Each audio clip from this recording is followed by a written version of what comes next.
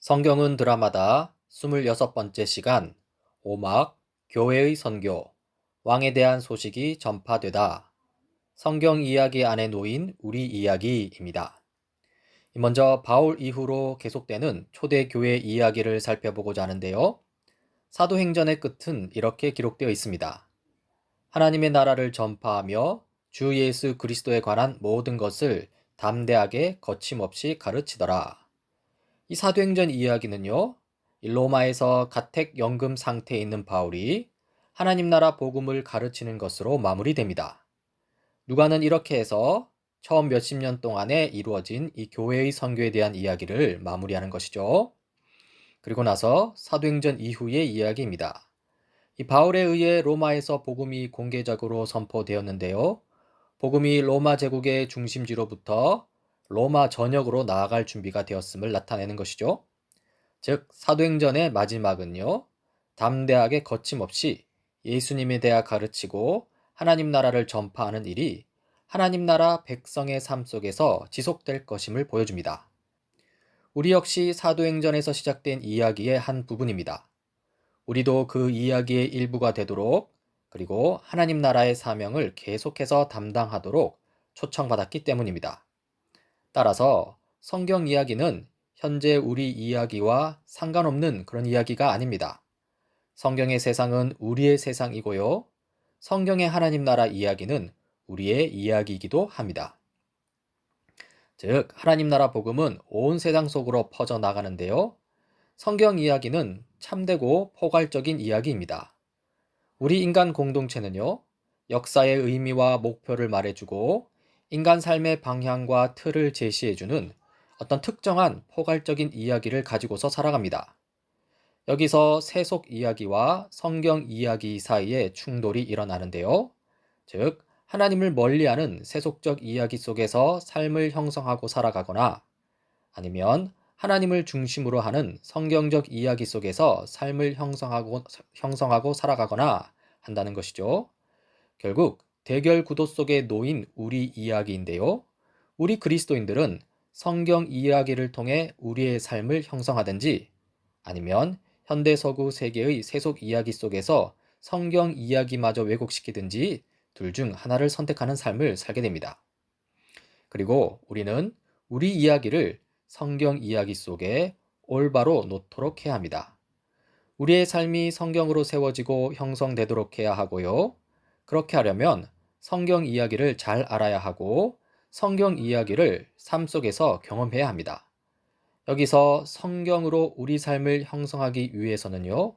성경 안에 있는 우리의 자리에 대해서도 알아야 합니다. 우리 이야기가 성경 이야기 속 어디에 위치해 있는지 알아야 한다는 것이죠. 즉, 지금이 어느 때인지를 살펴야 합니다. 우리 삶을 형성하는 다섯 가지 중요한 질문들이 있는데요. 첫 번째, 우리는 어디에 있는가? 우리가 사는 세상은 어떤 세상인가? 두 번째, 우리는 누구인가? 인간이 된다는 것은 무슨 의미인가? 세 번째, 무엇이 잘못되었는가? 이 세상의 근본적인 문제는 무엇인가? 네 번째, 치료책은 무엇인가? 무엇으로 그 문제를 고칠 수 있는가? 다섯 번째, 지금은 어느 때인가? 우리는 이 이야기에 어떤 지점에 있는가? 이죠. 이러한 다섯 개의 질문에 대한 우리의 대답은요, 이 우리가 세상에 대한 어떤 포괄적인 이야기를 받아들이느냐에 따라 달라집니다. 이 세속 이야기를 사는 사람들의 대답은 아래와 같습니다. 우리는 어디에 있는가? 이 질문할 때 저절로 만들어진 물질 세계에서 살고 있다. 영적 세계 따위는 없다고 대답하고요.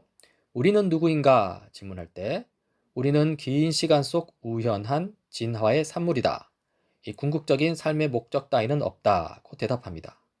또 무엇이 잘못되었는가? 질문할 때 무지, 알지 못함이 문제라고 답하고요. 또 치료책은 무엇인가? 질문할 때 가령 과학기술을 통해 우리가 겪는 문제를 해결할 수 있다라고 답합니다. 그리고 나서 지금은 어느 때인가 질문할 때 과학기술을 통해 문제를 해결해 나가고 있다고 하는데요.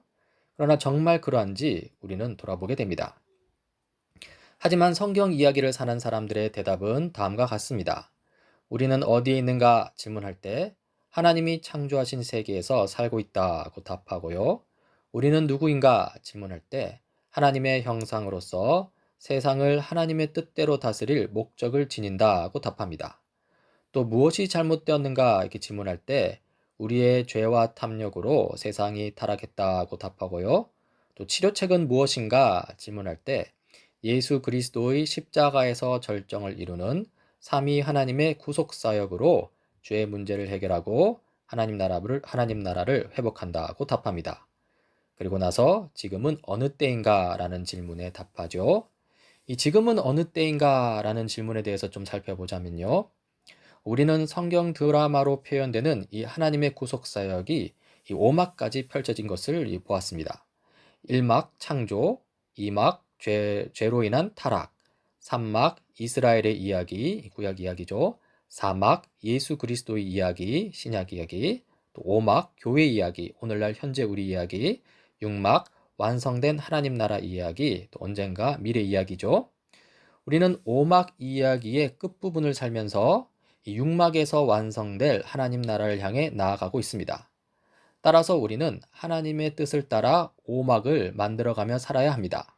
물론 제멋대로 만들어서는 안 되고요. 6막이라는 결말에 걸맞게 5막의 이야기를 만들어가야 하겠죠. 우리가 예수 그리스도께서 받은 사명과 초대교회 이야기를 다룬 5막의 끝부분을 연기하라는 부탁을 받았다면요. 우리 그리스도인은 오늘의 삶을 어떻게 살아야 할까요? 성경 이야기가 하나님이 이미 기록하신 결론을 향해 나아가도록 하기 위해서는요, 우리는 어떻게 우리의 역할을 할 수 있을까요? 이 세상의 빛이 되기 위해서 어떻게 살아야 하는가를 묻는 것인데요. 여기서 우리는 이스라엘의 선교 이야기, 산막, 이 구속 이야기를 살펴보게 되는데요. 그 전에 먼저 이 전체 성경 이야기를 잠시 살펴보자면요. 이 성경 이야기는 세상에서 하나님이 하고 계신 일, 이 창조 세계 전체의 갱신을 위해 하고 계신 일에 대한 것이고요. 그 일을 위해 선택한 사람들과 공동체에 관한 이야기입니다. 이 산막, 구약 이야기에 나오는 아브라함과 이스라엘, 사막, 신약 이야기에 나오는 예수님의 제자들, 오막 첫 부분에 나오는 초대교회, 오막 중간 부분에 나오는 이 바울이 로마 제국 전역을 여행하며 세운 지역교회들이 바로 하나님이 세우신 공동체들이죠. 따라서 오늘날 우리 자신의 사명을 알고자 한다면요. 하나님이 이스라엘에게 주신 처음의 과업에 대해서, 또 예수님이 그것을 어떻게 이루셨는지에 대해서, 또 초대교회가 그 일을 어떻게 이어갔는지에 대해서 이 주의를 기울여야 합니다. 이제 산막, 구약 이야기를 살펴보고자 하는데요. 우리가 살고 있는 이 오막의 끝부분을 이 성경 이야기의 흐름 속에서 살아가기 위해서는요. 앞선 산막의 구약 이야기를 살펴보아야 합니다. 여기서 우리는 이 포괄적인 구약의 선교를 볼 수 있습니다. 아브라함의 후손이 될 민족, 곧 이스라엘은요. 하나님이 창조 시에 원래 인간에게 의도하셨던 바를 구체적으로 드러내야 했습니다. 이 처음부터 이 하나님의 구속사역은 하나님의 선한 창조 세계 전체를 회복하고 복원시키는 것이 그 목표였습니다. 그러므로 하나님께 순종하려는 백성은요, 창조 세계만큼 넓은 구속을 추구해야 합니다. 이 구약 선교의 목적과 관련해서 살펴보자면요, 이스라엘이 이 부르심에 순종했다면 이스라엘은 세상의 빛이 되었을 것입니다. 이 그러한 삶이 가지는 매력은요, 이 모든 민족을 하나님께로 이끌었을 것입니다. 그런데요, 이스라엘은 실패하고 말았습니다. 하지만 이스라엘은 실패했지만요, 예수님은 실패하지 않으셨습니다. 이제 예수님의 선교를 통해 하나님 나라를 살펴볼 차례인데요. 예수님의 선교는 포괄적입니다. 예수님의 선교는요, 이 하나님 나라의 도래, 창조 세계 전체와 인간 삶 전체에 대한 하나님의 통치 회복, 이 하나님의 구원의 날이 그 핵심입니다. 이 구원은 창조 세계에서의 삶을 벗어나서 어떤 영적 실존으로 들어가는 것이 아니고요. 구원은 창조 세계 전체와 인간 삶 전체에 대한 하나님의 다스림이 회복되는 것입니다. 참으로 예수님은 이 창조 세계 속에서 창조 세계 전체의 회복을 위해 일하셨는데요. 예수님은 이 세상 속에서 말씀으로 하나님 나라를 선포하셨고요. 이 세상에 그 하나님 나라가 왔음을 행동으로 보여주셨습니다. 예수님은 이 세상에 소외된 이들을 환영하셨고요.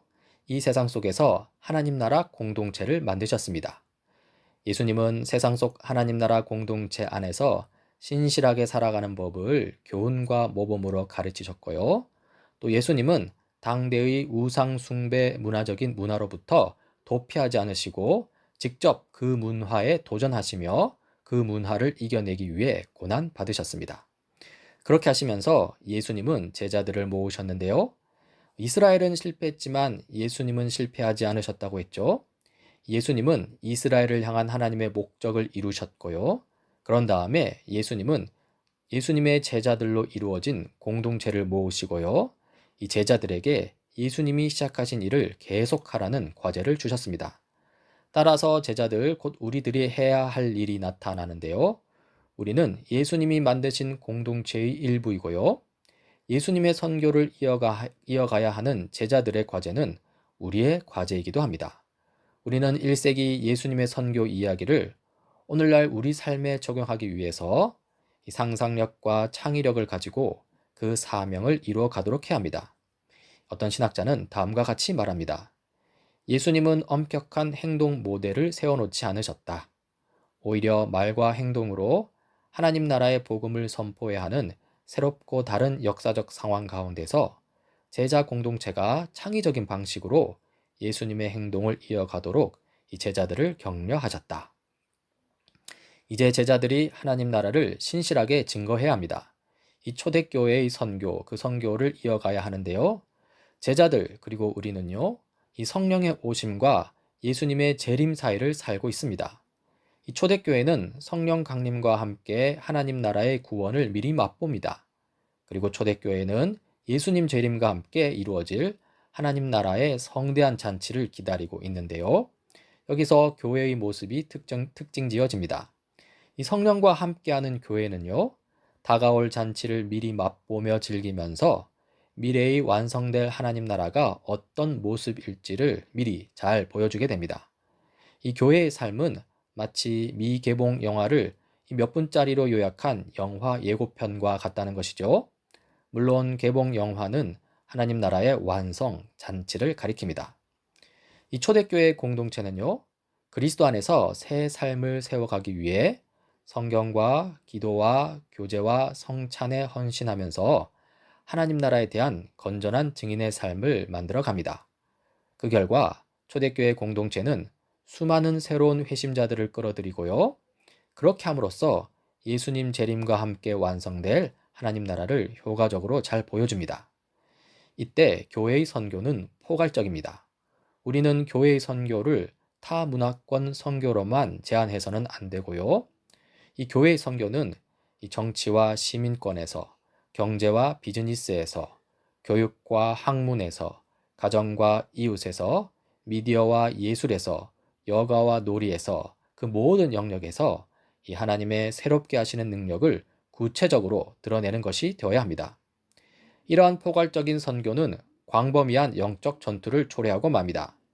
이러한 교회의 선교는요, 오늘날 우리 문화를 형성하려고 시도하는 다른 포괄적이고 경쟁적인 종교 이야기들, 가령 세속적 이야기를 만날 때 우리로 하여금 전투 속으로 밀어넣고요.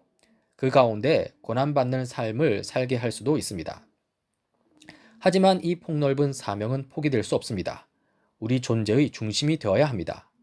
이 사명적 고난은요, 영광을 바라보는 고난이고요, 영광이 보장된 고난입니다. 따라서 우리는 그 고난을 이겨낼 수 있습니다. 다음 시간에는 이러한 폭넓은 사명의 구체적인 사례를 통해서 우리가 구체적으로 어떻게 살아야 할지 살펴보도록 하겠습니다.